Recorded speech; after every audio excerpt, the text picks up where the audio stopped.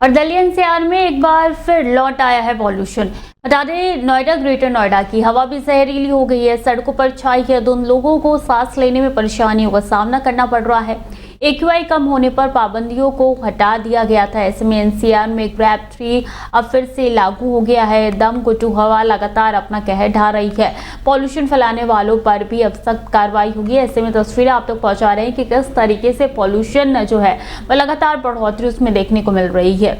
और इस वक्त की अगर ताज़ा मामले की बात की जाए तो लगातार 400 के पार AQI दर्ज किया जा रहा है, जो कि काफ़ी खतरनाक साबित हो सकता है आने वाले दिनों में लोगों के लिए। ऐसे में मास्क पहनना बहुत ज़रूरी हो जाता है।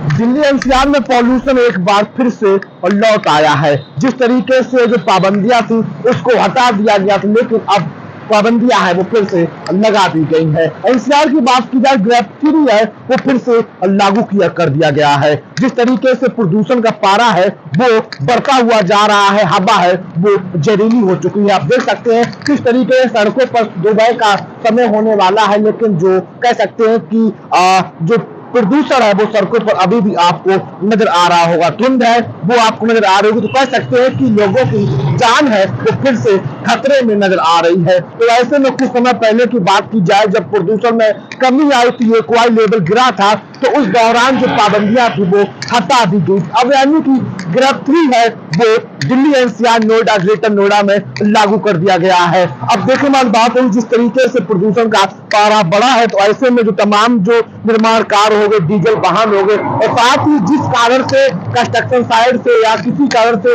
पॉल्यूशन फैलेगा उस पर पूरी तरह से रोक रहेगी, क्योंकि एनसीआर में जो हालात है वो बस से बेहतर हो चुके हैं। नोएडा की बात की जाए तो आज का AQI है ना वो 400 के आसपास से, वही ग्रेटर नोएडा की बात की जाए तो 300 के करीब है। यानी कि जो हवा है वो जहरीली है, लोग हैं वो जहरीली सांस लेने के लिए मजबूर है। ग्रैब 3 में तमाम जो पाबंदियां हैं वो लागू रहेगी। देखने वाली बात होगी क्या आने वाले समय में ग्रैब 4 लागू होगा या जो प्रदूषण का पारा है वो बढ़ेगा।